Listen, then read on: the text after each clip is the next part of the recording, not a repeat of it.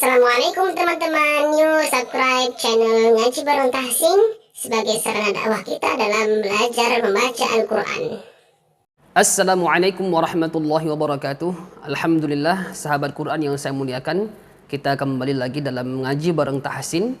Pada kali ini kita akan melanjutkan kajian bahasan tahsin kita mengenai makharijul hurufi was sifati. Sahabat Quran yang saya muliakan, ketahuilah bersama bahwasanya menguasai makharijul hurufi was sifati adalah sebuah keharusan. Karena itu menjadi syarat utama dalam tajwidul huruf seperti yang disampaikan oleh Ali bin Abi Thalib.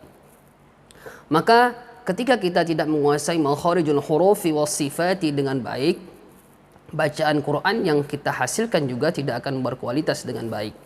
Dan makharijul hurufi was sifati ini menjadi modal utama kita di dalam membaca Al-Quran. Di dalam Matan Al-Jazariyah Ibnu Al-Jazari dijelaskan, idh wajibun alaihi muhattamu qabla syuru'i awalan ay ya'lamu.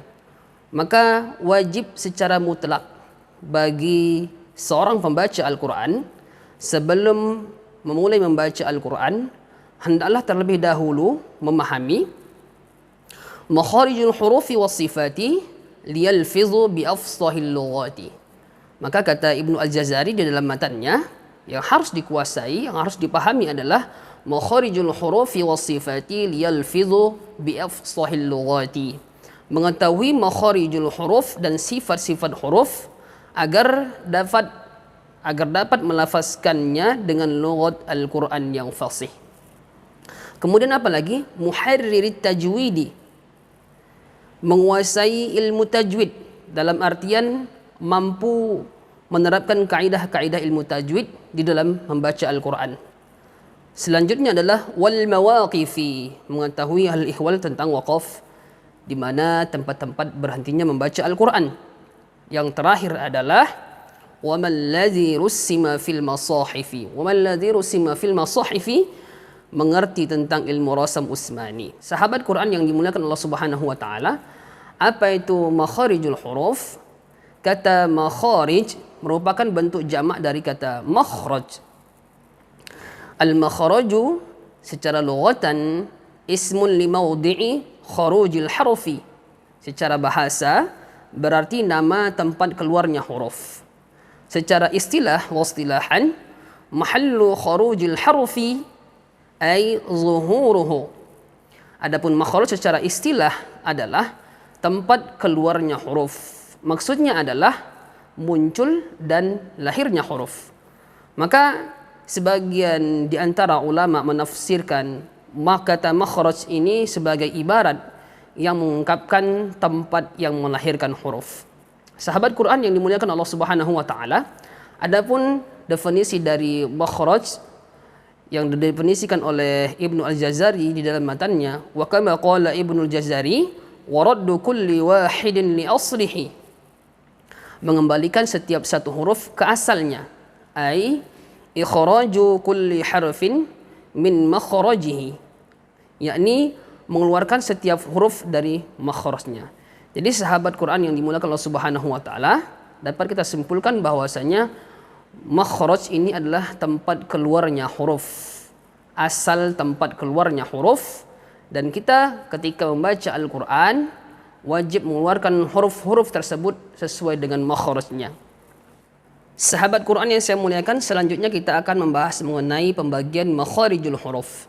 Meskipun ada perbedaan pendapat di kalangan ulama qiraah mengenai jumlah makharijul huruf ini, namun kita mengikuti pendapat ulama qiraah yang mengatakan bahwasanya jumlah makharijul huruf ini terbagi kepada 17 bagian.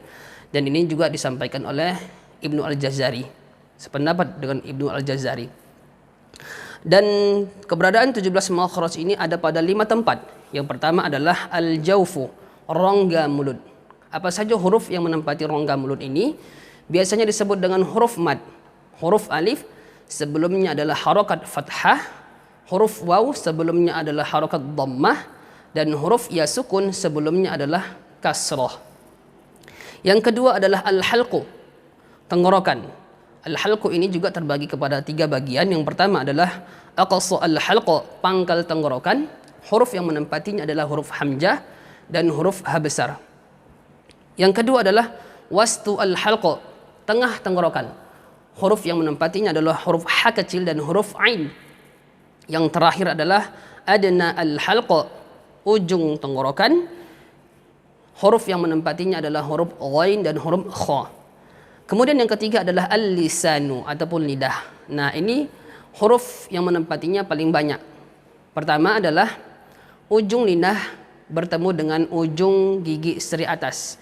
Huruf yang menempatinya adalah huruf dha, huruf zal dan huruf sa. Kemudian ujung lidah bertemu dengan pangkal gigi seri atas, ada huruf ta, huruf dal dan huruf ta. Kemudian ujung lidah bertemu dengan gigi seri bawah, ada huruf so, ada huruf sod, ada huruf sin dan ada huruf zai. Selanjutnya pada punggung lidah ataupun ujung lidah ada huruf ra. Ya, huruf ra bergetar mengena ke langit-langit ra. Kemudian yang selanjutnya ujung lidah bertemu dengan langit-langit juga, menyentuh langit-langit juga adalah huruf nun. Begitu juga dengan huruf lam di ujung tepi lidah. Selanjutnya pada bagian sisi lidah kita ada huruf dha. Dha. Selanjutnya adalah pada bagian tengah lidah ada huruf sya, ada huruf ya, ada huruf jim. Dan bagian terakhir adalah bagian pangkal lidah ada huruf qaf. Kemudian di depan makhraj huruf qaf ada huruf kaf. Yang keempat adalah asyafatain, dua bibir. Nah, huruf-huruf yang menempatinya adalah huruf waw, huruf mim, huruf ba dan huruf fa. Dan yang terakhir adalah makharijul khayshum, janur hidung ataupun induk hidung, yaitu sifat gunnahnya nun bertasydid, mim bertasydid, ataupun dalam hukum ikhfa, hukum iqlab, hukum idgham bi gunnah. Setiap sifat dengung maka masuk kepada rongga hidung. Baik sahabat-sahabat Quran yang saya muliakan, demikian dulu pembahasan kita mengenai makharijul huruf.